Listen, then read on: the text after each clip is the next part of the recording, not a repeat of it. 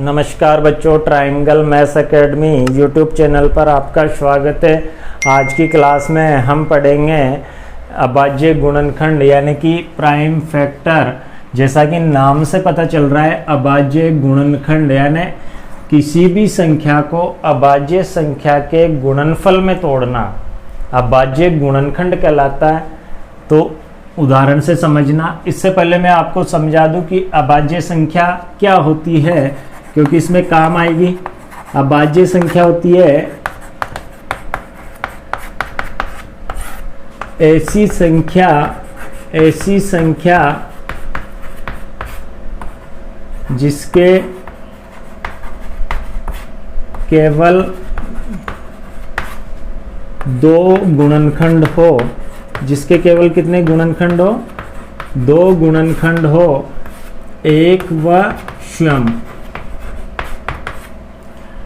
ऐसी संख्या जिसके केवल दो गुणनखंड हो, यानी जिस संख्या में केवल दो संख्याओं का भाग जाए, एक तो वो स्वयं और एक एक का।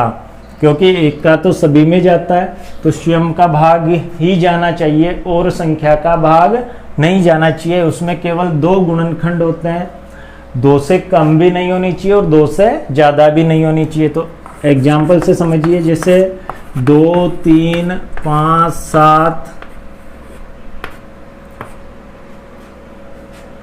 11, 13 आदि चलती रहेगी। तो ये सभी संख्याएं क्या कहलाएगी? अभाज्य संख्याएं कहलाएगी, क्योंकि इसमें या तो एक का भाग जाएगा या फिर किसका भाग जाएगा? दो का भाग जाएगा। तो इस संख्या में एक और दो का भाग जा रहा है, इस वजह से ये संख्या अभाज्य संख्या कहलाएगी। जैसे 5, इसमें केवल 1 और 5 का भाग जाएगा। तो ये ऐसी सभी संख्याएं जिसमें दो गुणनखंड हो, यानी दो ही संख्याओं का भाग जाए, एक का और स्वयं का, अभाज्य संख्याएं कहलाती है। अब आप कहोगे कि एक अभाज्य संख्या क्यों नहीं है? क्योंकि इसका केवल एक ही गुणनखंड है, एक तो वो स्वयं और एक एक, तो दोनों ही सेम है, यानी कि एक ही गुणनखंड है। इस वजह से ये अभाज्य गुणनखंड नहीं है। एक दो से कम भी नहीं होनी चाहिए और दो से ज़्यादा भी नहीं होनी चाहिए, तो अभाज्य संख्या कहलाएगी। तो अभाज्य संख्या समझ में आ गई। तो बच्चों, अभाज्य गुणनखंड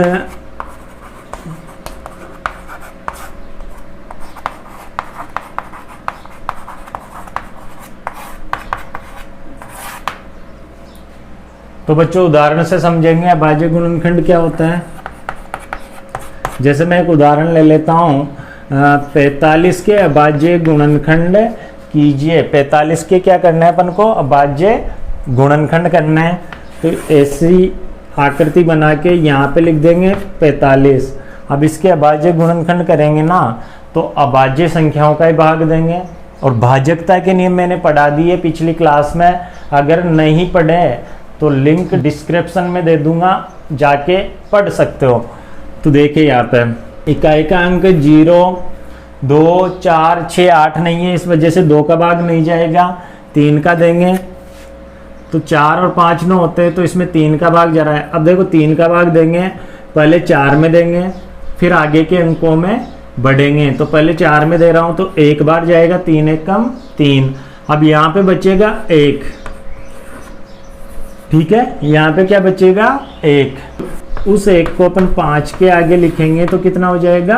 15। ध्यान रखना है, जोड़ना नहीं है, उसके जस्ट आगे लिख देना है। तो 3 का भाग 4 में एक बार जाएगा, यानी 3 एक कम 3 घटाएंगे 4 में से तो 1 बचेगा, और 1 को 5 के आगे लिख देंगे तो कितना हो जाएगा? 15। तो यहाँ जो भाग जाएगा, अब 3 का भाग 15 में देंगे तो कितनी बार जाएगा? 5 बार, यानी कि 3 का भाग 45 में 15 बार गया। अब फिर 3 का ही जा रहा है, तो 3 का दे लेंगे 5 बार, और 5 का देंगे तो 1 बार। तो ये जो सभी संख्याएं आ रही है इधर, वो अभाज्य गुणनखंड कहलाएगी, यानी 3 × 3 × 5। तो इस संख्या को अभाज्य संख्याओं के गुणनफल के रूप में लिख दिया अपन ने, और ये सभी संख्याएं इसकी क्या कहलाएगी? अभाज्य गुणनखंड कहलाएगी। ठीक है। इसी प्रकार एक और उदाहरण देखें, 480, इसके अभाज्य गुणनखंड करने हैं अपन को। तो ऐसी संरचना बना लेंगे और यहाँ लिख देंगे 480। अब देखो भाग दे दे के नहीं देखना अपन को, यहाँ मैं प्रक्रिया समझाऊंगा, उसको ध्यान से समझनी है। तो 2 का जा रहा है क्योंकि काय का अंक 0 आ रहा है, तो 2 का दे लेंगे, 4 में देंगे। पहले इधर से देते हुए चलेंगे, ध्यान रखना। पहले 4 में देंगे तो कितनी बार जाएगा, 2 बार। फिर 8 में देंगे, कितनी बार जाएगा, 4 बार। फिर लास्ट में अकेला 0 ही बच रहा है, तो लास्ट में 0 ही बचे ना, तो उसको ऐसा का ऐसा उतार देते हैं। अब देखिए फिर 0 आ रहा है, तो फिर 2 का ही देंगे। 2 में जाएगा 1 बार, ठीक है। 2 में कितनी बार जाएगा, 1 बार। 4 में देंगे तो कितनी बार जाएगा, 2 बार। और 0 का 0, यानी कि 120 आ जाएगा। फिर 0 आ रहा है तो 2 का ही देंगे।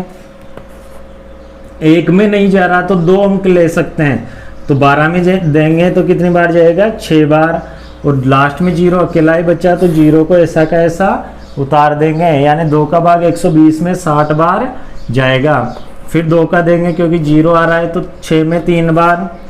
और 0 का 0, ठीक है। 30 में देंगे क्योंकि 0 आ रहा है, तो 2 का ही देंगे। तो 3 में 1 बार जाएगा 2 का भाग, तो 2 एकम 2 घटाएंगे यहाँ से, तो कितना बचेगा, 1 बचेगा। और 1 को अगर 0 के आगे लिखेंगे तो कितना हो जाएगा, 10 हो जाएगा। अब 10 में देंगे, ध्यान रखना 0 में नहीं देना, अब किस में देना है, 10 में देना है। तो 2 का भाग 10 में देंगे तो कितनी बार जाएगा, 5 बार। फिर 2 का नहीं जाएगा अब, तो 3 का देंगे। ध्यान रखना पहले छोटी संख्याओं का दिया जाता है, फिर उससे आगे बढ़ते हैं जब जाना बंद हो जाए भाग।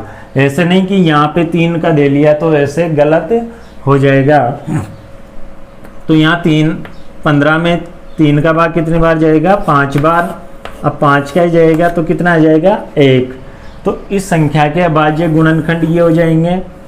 2 कितनी बार आ रहा है, गिन लेंगे, 1 2 3 4 5। तो यहाँ 2 को लिखेंगे 5 बार गुणा में। फिर 3 1 बार आ रहा है, फिर 5 1 बार आ रहा है। तो ये सभी संख्याएं क्या कहलाएगी, 480 की अभाज्य गुणनखंड कहलाएंगे। तो ये बात समझ में आ गई। एक और उदाहरण देख लो। इस उदाहरण को थोड़ा ध्यान से समझना, क्योंकि ज़्यादातर बच्चे ऐसे ही सवालों में गलती करते हैं। तो 6480 के अभाज्य गुणनखंड करेंगे अपन। तो इसके अभाज्य गुणनखंड निकालने अपन को, तो अभाज्य गुणनखंड निकालने के लिए यहाँ पे लिखेंगे इसको 6480।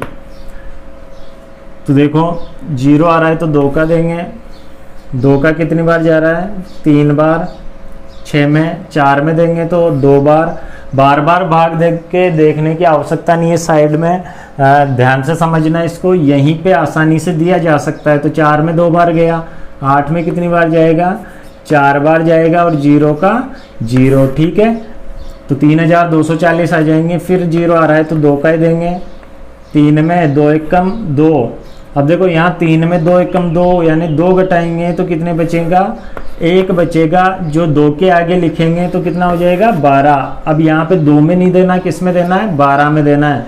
तो 2 का भाग 12 में देंगे तो कितनी बार जाएगा, 6 बार।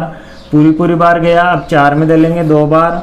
और 0 का 0, तो 1420 आ गया।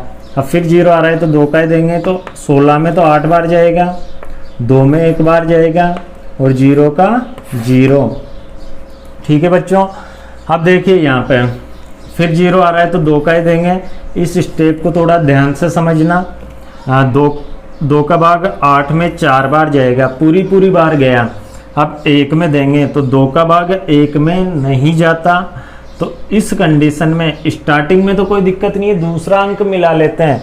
लेकिन अगर बीच में कहीं भी किसी संख्या में इधर वाली संख्या का भाग नहीं जाए, तो दूसरा अंक मिलाने से पहले यहाँ पे लगाया जाएगा 0। ध्यान रखना, यहाँ पे गलती करते हैं ज़्यादातर स्टूडेंट। तो 0 लगा दिया तो ये हो जाए। अब दूसरा अंक ले सकते हैं 0 लगाने के बाद, तो 10। अब 10 में दे लेंगे। 2 का भाग 10 में कितनी बार जाएगा, 5 बार। अब देखिए यहाँ पे 405 आ रहा है, लेकिन ज़्यादातर जो स्टूडेंट करते हैं गलती, वो लिखते हैं 45, जो कि गलत है। तो अब 5 आ रहा है तो 2 का तो जाना बंद हो गया। अब देंगे 3 का, उससे बड़ी संख्या 3 है, तो 5 और 4 9 हो जाएगा। तो जा रहा है 3 का, तो 3 का दे लेंगे। 4 में जाएगा 1 बार, 3 एकम 3 घटाएंगे तो 1 बचा, 1 को 0 के साथ लिखा तो यहाँ हो गया 10। अब 10 में देंगे तो कितनी बार जाएगा, 3 का भाग 3 तिया 9, 3 बार। फिर 1 बचा, 10 में से 9 घटाएंगे तो 1 बचा, तो 1 को 5 के आगे लिख देंगे तो यहाँ हो जाएगा 15। अब 15 में देंगे तो 3 का भाग 15 में 5 बार जाएगा, ठीक है। अब फिर चेक कर लेंगे, 5 और 3 8 और 1 9, तो 9 आ रहा है योग, तो 3 का भाग जाएगा। 13 में जाएगा 4 बार, 1 बचा, 1 को 5 के आगे लिखेंगे तो 15। 15 में जाएगा 5 बार, ठीक है। अब फिर 3 का दे लेंगे क्योंकि 9 आ रहा है योग, तो 4 में जाएगा 1 बार, 1 बचा, 1 को 5 के आगे लिखेंगे तो यहाँ हो जाएगा 15, ठीक है। 3 का भाग 15 में देंगे तो 5 बार। इसी तरह 15 में 3 का भाग 5 बार चला जाएगा। फिर 5 का दे लेंगे तो कितनी बार जाएगा, 1 बार। 1 आते अपनी प्रक्रिया पूरी हो जाती है गुणनखंड करने की। तो देखिए 2 कितनी बार आ रहा है, 4 बार, तो यहाँ लिख देंगे 2 × 2 × 2 × 2, 4 बार लिख दिया। 3 कितनी बार आ रहा है, 3 भी 4 बार आ रहा है, तो 3 को भी 4 बार लिख देंगे गुणा में। फिर आ रहा है 5 1 बार, तो 5 को लिख देंगे। तो बच्चों 6480 के अभाज्य गुणनखंड होंगे ये। तो अच्छे से समझ में आ गए होंगे अभाज्य गुणन। तो मेरे द्वारा दी गई जानकारी अगर आपको अच्छी लगी तो मेरे चैनल को सब्सक्राइब करें और बेल आइकन प्रेस कर ले, ताकि ऐसी ही शानदार वीडियो आप तक पहुंचती रहे। धन्यवाद।